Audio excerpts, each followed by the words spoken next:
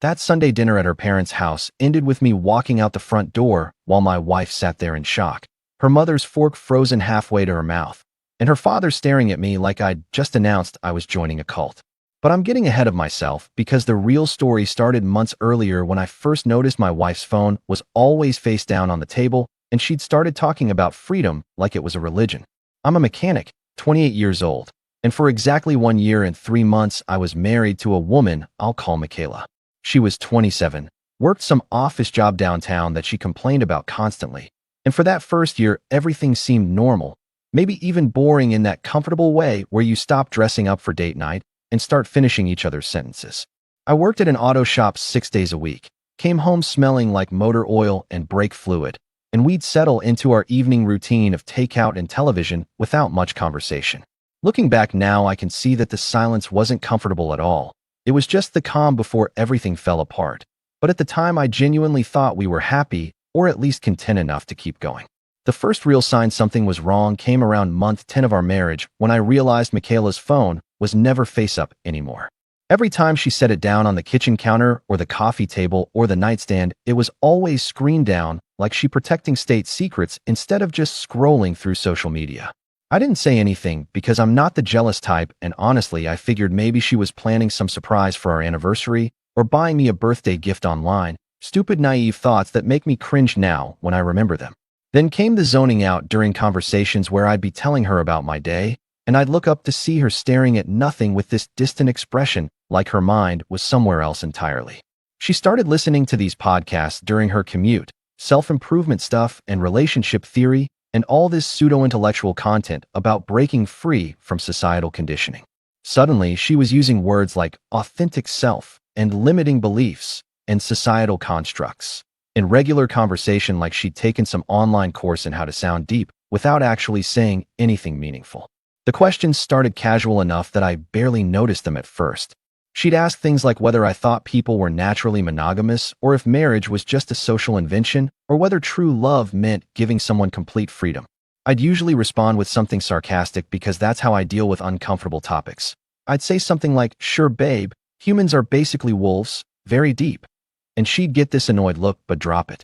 But she never really dropped it because a few days later there'd be another question, another article sent to my phone, another podcast clip playing in the car about ethical non-monogamy or polyamory or whatever trendy relationship model she'd discovered that week. The articles started showing up in our text thread with just a little interesting attached, like she was innocently sharing content instead of systematically building a case for something. Studies about how monogamy was invented for property rights. Think pieces about how multiple partners could strengthen a relationship. Personal essays from people in open marriages talking about their journey to enlightenment or whatever. I'd skim them and send back non-committal responses because I genuinely didn't know where she was going with all this, and part of me didn't want to find out. Her whole personality shifted into this enlightened phase where she talked about growth and evolution and how people who resist change are living in fear. She'd say things like, "Don't you think we put too many rules on love?" Or, "What if the problem isn't cheating, but the expectation of exclusivity?" And I'd just stare at her wondering when my wife turned into a philosophy major having a crisis. The turning point came on a Tuesday night about 2 months before that infamous dinner when she sat me down and actually asked directly if I'd ever considered opening our marriage. She framed it as exploration and honesty and taking our relationship to the next level of trust. All these pretty words that basically meant she wanted permission to sleep with other people. I looked at her sitting there on our couch in our apartment that we decorated together, and I said very calmly, "If you want an open marriage, then I want to be single." And I watched her face go through about 5 different emotions in 3 seconds. She backtracked immediately, said she was just curious and exploring ideas and didn't mean anything serious by it, but we both knew that was garbage. The tension in our apartment after that conversation was thick enough to cut with a knife, but we both pretended everything was fine. We went to work and came home and ate dinner and watched TV like that talk never happened.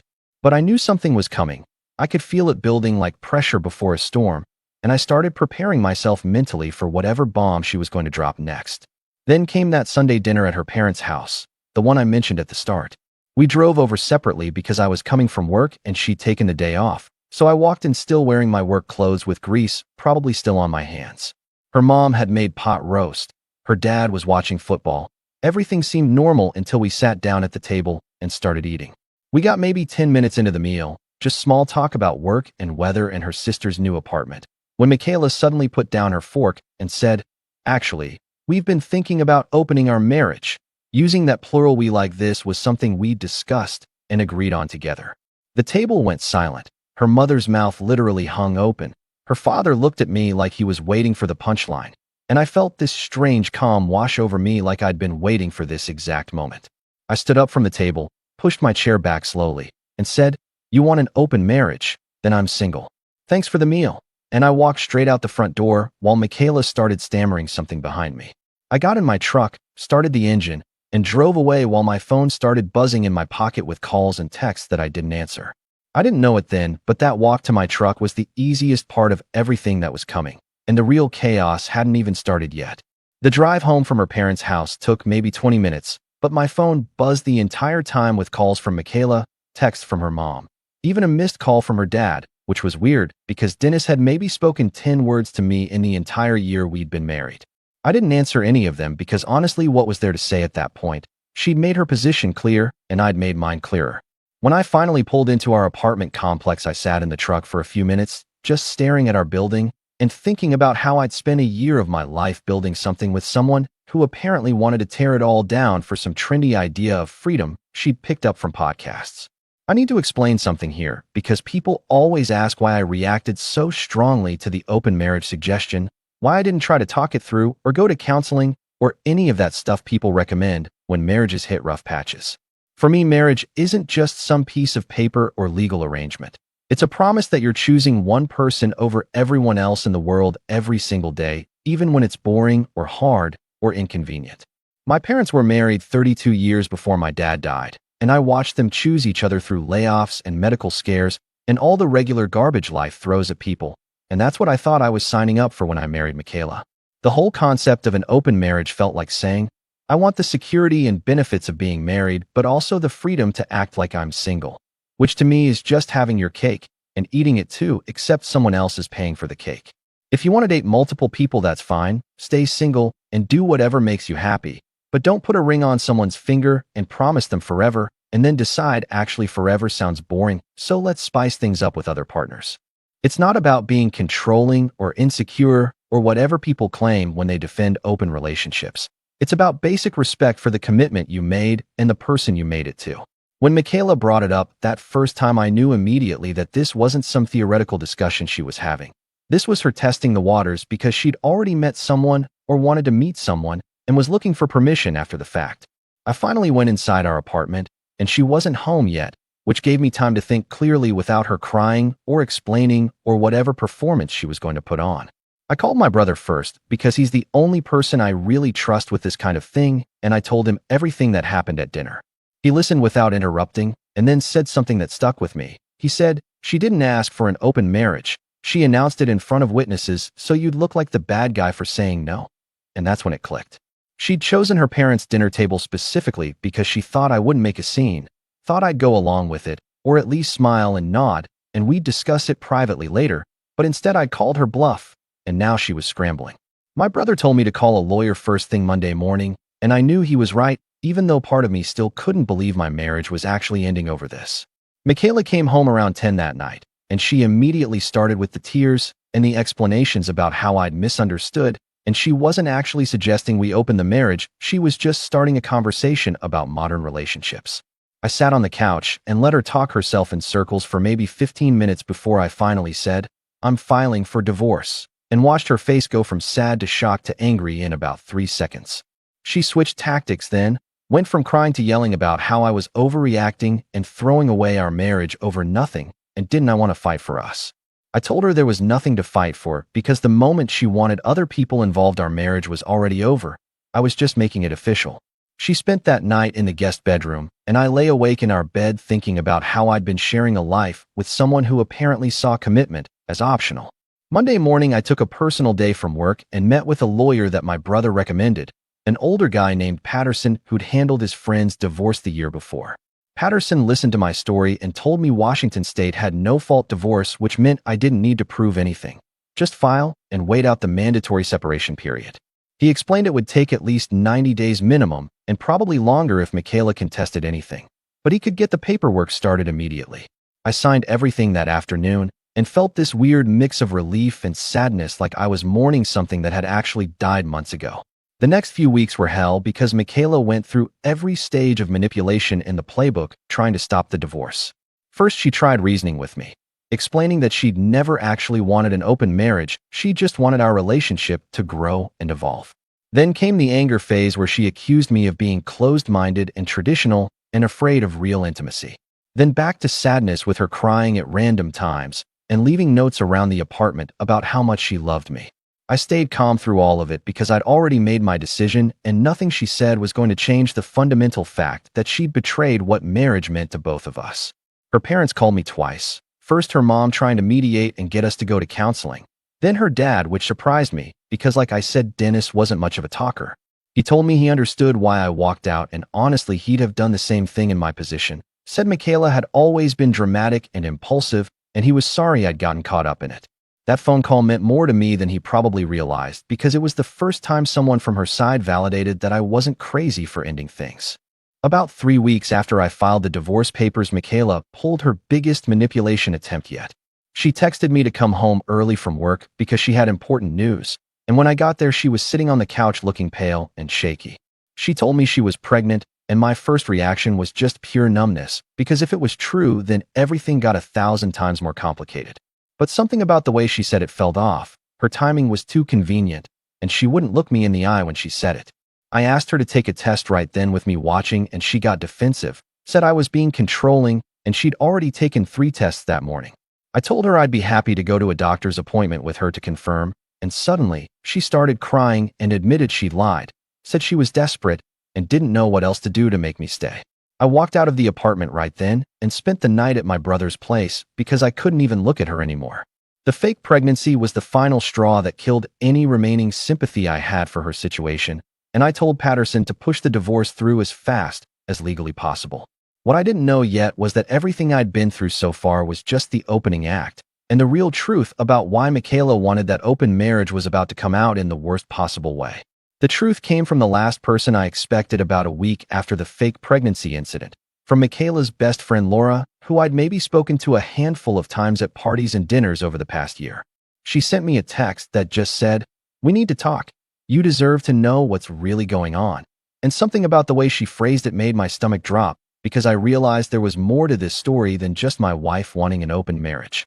We met at a coffee shop near my work on a Thursday afternoon, and Laura looked nervous in a way that told me whatever she was about to say had been weighing on her for a while. She started by apologizing for not telling me sooner, and then she just laid it all out, told me that Michaela had been seeing someone else for at least 4 months, maybe longer. His name was Dylan. He worked at the same office building as Michaela, but for a different company. And according to Laura, they'd been meeting up during lunch breaks and after work and basically having a full relationship behind my back. The open marriage conversation wasn't about freedom or growth or any of that philosophical garbage Michaela had been feeding me. It was about her wanting to legitimize what she was already doing so she could keep Dylan without technically being a cheater. Laura showed me screenshots of conversations where Michaela had talked about her plan, how she was going to slowly introduce the concept of polyamory and ethical non-monogamy until I agreed to open our marriage, and then she could have both me and Dylan without any guilt or consequences. She'd literally been running a months-long campaign to manipulate me into accepting her affair as something progressive and enlightened instead of what it actually was, which was plain old cheating.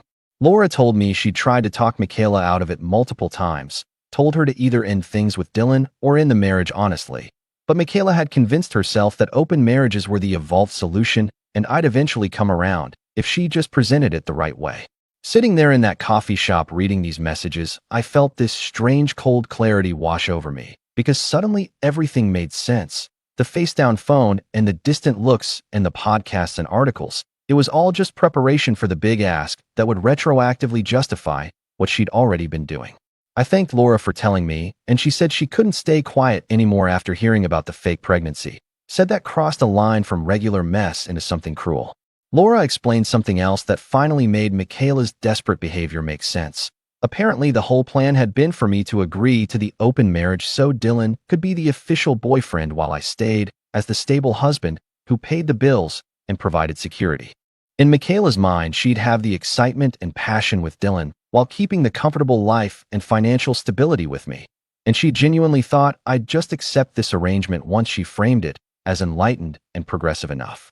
But when I refused and filed for divorce instead, her entire fantasy collapsed because suddenly she was facing losing everything: the marriage and the stability, and probably Dylan too once he realized she couldn't deliver on whatever promises she'd made him.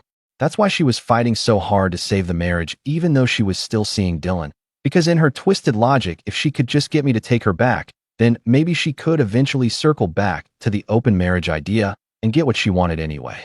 Laura told me that Michaela had been telling Dylan I knew about them and was fine with it, that we were working toward an open marriage and I just needed time to adjust to the idea. So Dylan thought he was the other partner in some ethical polyamory situation while I thought I was in a monogamous marriage, and Michaela was lying to both of us to keep her double life going. The whole thing was so calculated and manipulative that it actually impressed me in a sick way, like she'd really thought through every angle except the one where I'd simply refused to play along. I drove straight to Patterson's office after that meeting and told him everything Laura had revealed. He said it didn't change the divorce timeline since Washington was no fault anyway, but it did give us leverage if Michaela tried to drag things out or ask for spousal support. Proof that she'd been unfaithful during the marriage, even if technically adultery wasn't grounds for divorce in our state. I also told him I wanted documentation of every manipulation attempt she'd made, including the fake pregnancy, because I had a feeling things were going to get worse before they got better. I was right, because when Michaela found out that Laura had told me about Dylan, she completely lost it.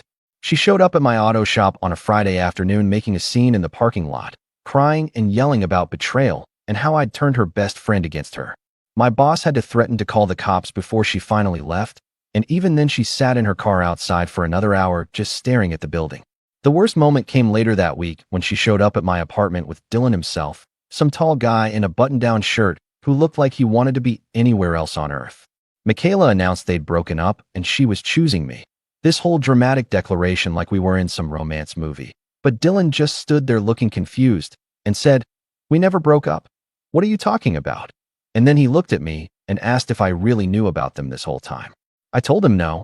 I'd found out a week ago from Laura, and I watched his face change as he realized Michaela had been lying to him too. He started asking her questions about what else she'd lied about, and she just kept trying to redirect the conversation back to me, saying we could all work this out if I'd just listen. I closed the door on both of them while they started arguing in the hallway, and that was the last time I saw Dylan, but definitely not the last I heard from Michaela. She started texting me dozens of times a day, long rambling messages about how she'd ended things with Dylan for real this time, and chose me, and we could start over fresh if I'd just forgive her. The messages got increasingly unhinged as I continued to ignore them, going from apologetic to angry to desperate, and back again sometimes within the same hour. Her parents tried to intervene again, but this time it was different. Her mom called to apologize for Michaela's behavior, and her dad actually told me he'd stopped giving her money because she'd been using it to meet up with this Dylan guy. Even her own family was pulling away from her because they could see she'd created this entire disaster herself. About 2 months after I filed for divorce, Michaela pulled her final public meltdown at a cafe near downtown where I'd agreed to meet Laura again to return some of Michaela's stuff that Laura had left at our apartment months ago. We were just sitting there talking about normal things. Laura was telling me about her new job, and I was explaining some engine problem I'd been troubleshooting at work when Michaela walked in and saw us together. She immediately jumped to the conclusion that Laura and I were dating or planning to date, or whatever paranoid scenario her brain had constructed, and she started screaming right there in the middle of this crowded cafe during lunch rush. She was yelling about betrayal and how her best friend had stolen her husband, and how we'd probably been planning this together the whole time, just completely detached from reality accusations that made no sense to anyone who'd actually followed what happened. Other customers started recording on their phones, and the cafe manager called the police while Laura and I just sat there in shock watching this meltdown unfold. When the cops arrived, Michaela was still screaming and trying to get past the manager to our table, and they had to physically restrain her, which led to her getting charged with disorderly conduct and resisting. I told the officers I didn't want to press additional charges. I just wanted documentation of what happened from my divorce lawyer, and they said that was fine, but she'd still have to deal with the charges the cafe was pressing. That cafe incident was apparently the final straw for everyone in Michaela's life, because after that her parents cut her off completely, her friends stopped returning her calls, and even her job put her on leave pending some kind of review. The disorderly conduct charge got pleaded down to something minor, but it went on her record, and she ended up moving back to her parents' hometown about 3 hours away to stay with an aunt. The divorce finalized 4 months after I initially filed, and I never saw her again after that cafe scene. Everything else went through lawyers and paperwork. I heard through Laura that Michaela was telling people she was the victim in all this, that I'd abandoned her over nothing and turned everyone against her. But by that point, I was so far past caring about her version of events that it didn't even register. I moved into a small house closer to work with a garage where I could work on project cars in my free time. And honestly, the peace and quiet of living alone felt like paradise after months of chaos and manipulation. Laura and I stayed friends, though people love to assume there's more to that story, and my business at the shop kept growing because I could finally focus on work instead of whatever drama was waiting for me at home. The divorce taught me that some people will burn down everything good in their life, chasing some fantasy they've convinced themselves they deserve, and the best thing you can do is step back and let them handle the consequences alone. My only regret is that I didn't walk away sooner, back when I first noticed that face-down phone and those distant looks, but I guess sometimes you need to see the whole disaster play out before you understand what you were really dealing with. These days, when I hear people talking about open marriages or ethical non-monogamy, I just keep my mouth shut, because I learned that for some people it's a genuine lifestyle choice, and for others it's just a fancy excuse for wanting everything without earning anything. And my ex-wife was definitely in that second category. What do you think about this story? Let me know in the comments, drop a like, and don't forget to subscribe for more real-life stories.